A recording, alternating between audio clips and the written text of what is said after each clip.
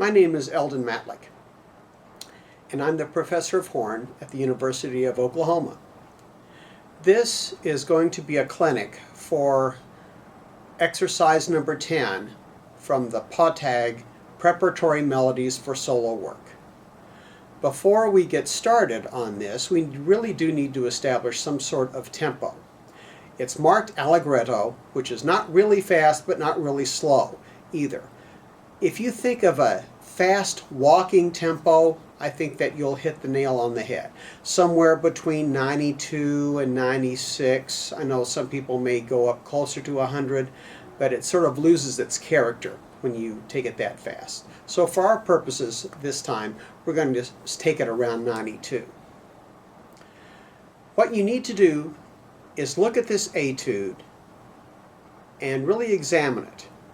Identify what skills you're going to have for successful execution of this. You are going to need, first of all, a lot of digital dexterity. Good rapid finger motion. You have a lot of 16ths in here, so you have to have very good finger dexterity and being able to coordinate that with your tongue. And you may need to work on your tongue as well in order to get it to move as quickly and with as much agility as you need. So, nimble articulation, being able to achieve this facile tongue. Next, we need to make sure that we're squared away on rhythm. This is like a little machine music. Just that one little section that it does call for a retard, not much, not so dramatic, but enough to relax it, and then you're off to the races again. Another thing with the rhythm in this is to make sure that it is machine-like. When we have 8ths and 2/16ths, we cannot let the 16ths compress and accelerate the tempo.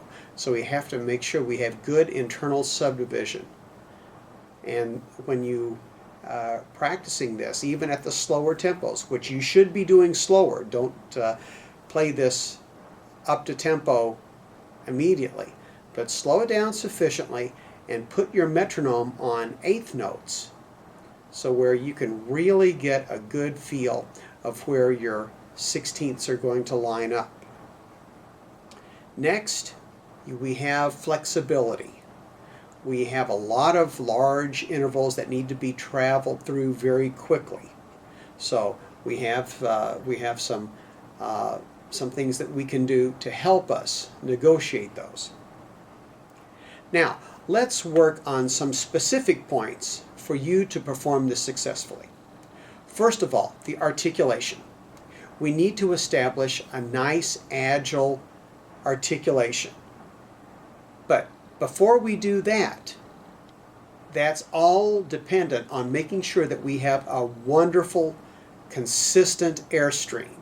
If our airstream isn't taken care of, then the tongue isn't going to work.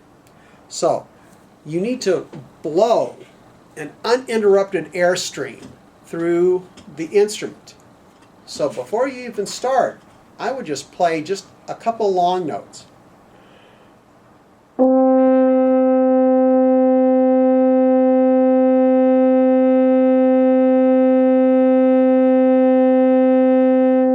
So forth like that. Maybe two or three.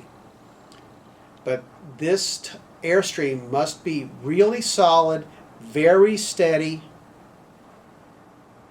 in order for our tongue to slice through this never-ending air supply. Now, one thing that you can do now is to coordinate this with your tongue. So we're going to play a second line G, and I'm going to play a following rhythmic pattern. The first measure I'm going to play quarter notes. The second measure is going to be 8th notes. The third measure is going to be 8th to 16th notes. The next measure is 2 16th notes followed by an 8th note. And then the last measure will be 4 16th notes followed by a half note. I'm going to establish my tempo. Notice I have it on subdivisions. Very important.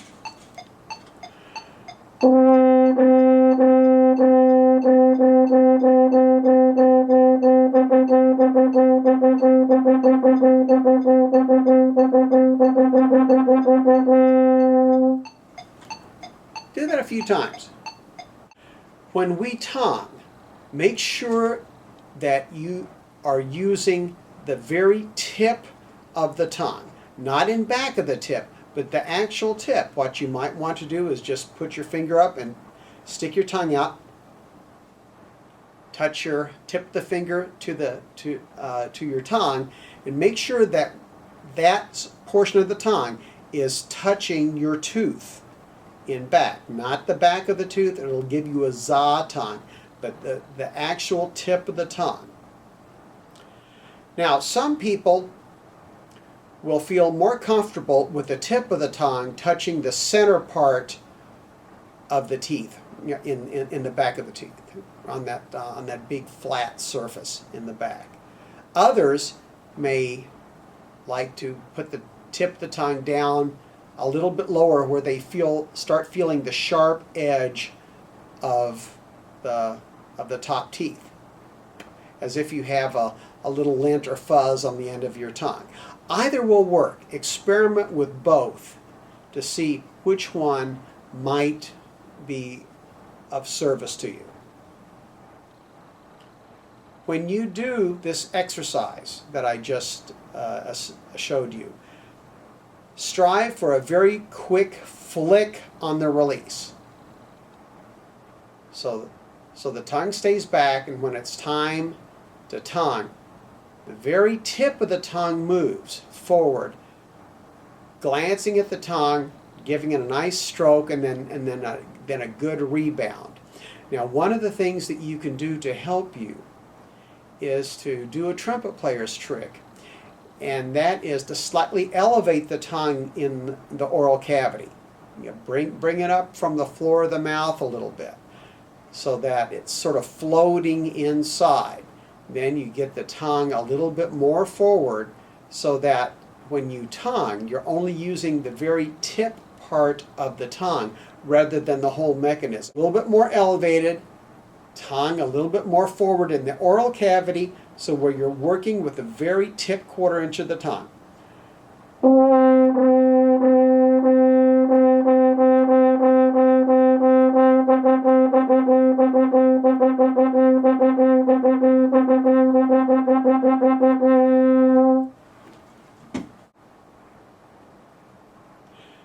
Before working on these sections, first whistle, even if you're not able to whistle an air pattern. For instance,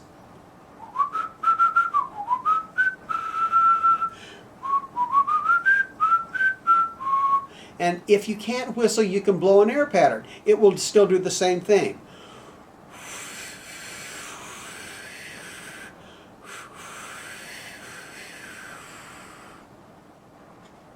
You will work with a never-ending and consistent supply of air. You will notice too, when you do this, that your air behaves slightly differently when you're going up and when you're going down, even though the speed of the air basically stays the same. It's coming out at a consistent rate. It behaves a little differently. When you're whistling or blowing an air pattern, you need a little bit more energy for that sound to generate. As you move up, you have to use just a little bit more air to reach. It's a little bit more velocity air. Lower notes have more intensity air. Upper notes need more velocity air. So you have more air when you're up at the top. You have more air when you're playing down at the bottom. So if you think of just a consistently wonderful, steady supply of air, you'll be much more ahead of the game. Then, knowing that, we take our tempo and we just slur.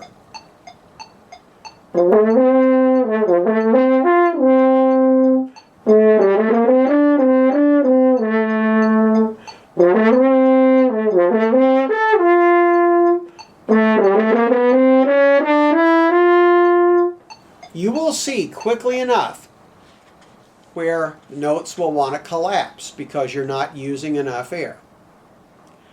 As you do this and slur, make a conscious effort to be aware of the tube of air that you're blowing.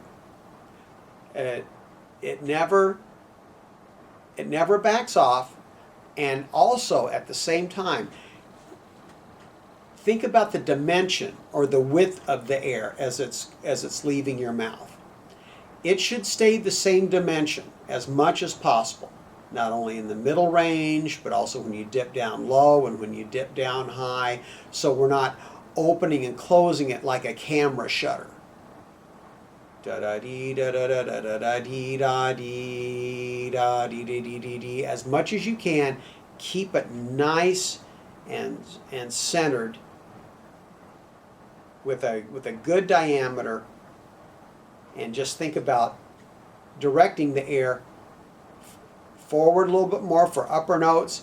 You're not blowing as fast, but you're working more with density air when you're playing low. The next thing I'm going to do is just go through this with my fingers, just with a finger rhythm. 1, 2, 3. Da da da da da da da da dum bum ba. Da da da da da dee da dee da da. Da da da da da da da da da da da da. Da da da da da da da dee da dee. Da da da da da da da da da da da dee. Da da da da da da da da da da da da da. Da da da da da da da da da da da da da da da. Da da da da da da da da. Now right there, I'll just relax the tempo just a little bit. But once I establish my good finger rhythm, then I'm just blowing a solid tube of air. I'm coordinating that light tongue to coordinate with the fingers. We do have a staccato mark in here, but I think in some music, and this is one of these instances, that the staccato has more to do with the style of note rather than length. We have a lot of 16th notes in here.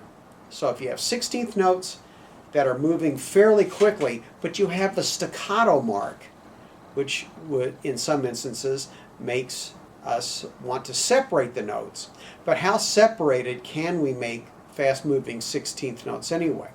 So we may want to think of the dot in this case, the staccato dot, as not a mark of duration, but think about all these dotted notes as lightly articulated notes, agile.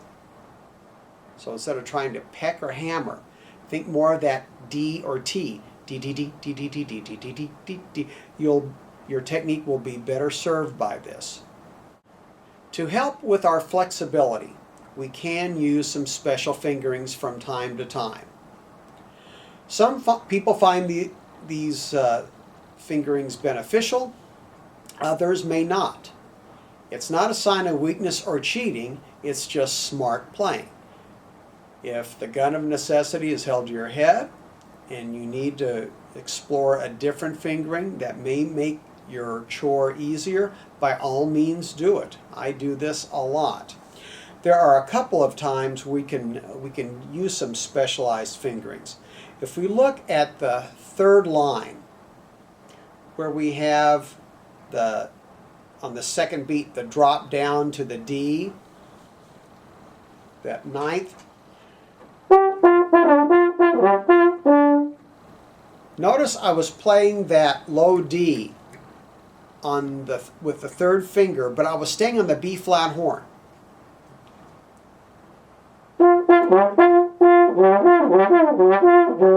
Certainly a lot easier than going from your C to your F horn D.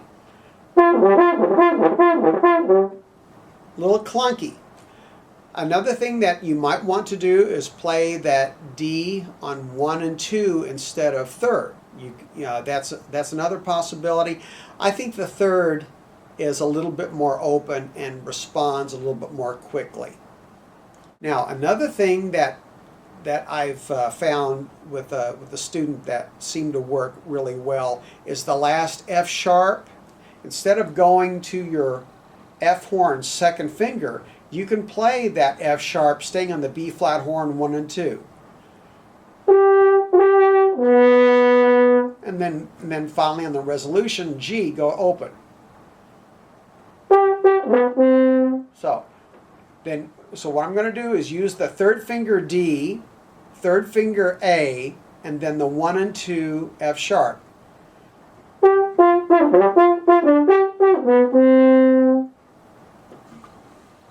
Works out a lot better. There is one other interesting measure in here. It's the second line from the bottom, or the fourth line I should say, and the second to the last measure. You have 2 half notes with a bar between them, connecting on some staffs. That's musical shorthand. That means for the duration of a half note, you alternate between A and G in eighth notes. So in other words, if you look at measure 3,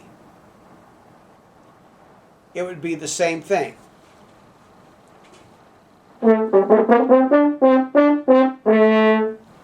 It's a different way to write it. It's more of an antiquated way to do so, but occasionally we do run up against that. Finally, in the last line, I should say, you have a lot of flexibility. This is a real good flexibility exercise if you want to slur.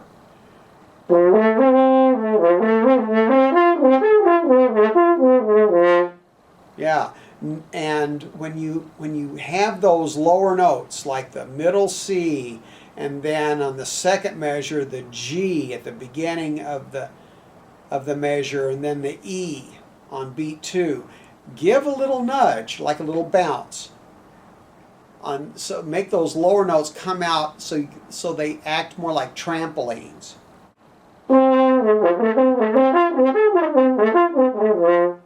Now, another thing that helped me when I was working on this is do a little more substitution on the B flat horn. Sometimes that first line E is a little bit bumpy. It just doesn't want to lock in. There's a little shelf there. So what you could do, if you are so inclined, is on those notes to play those E's on the B flat horn, trigger second.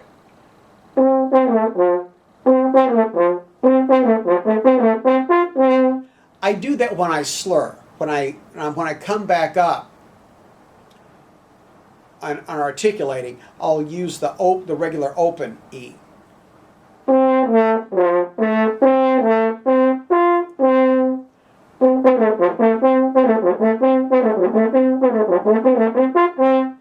To me, it comes out a little bit more quickly.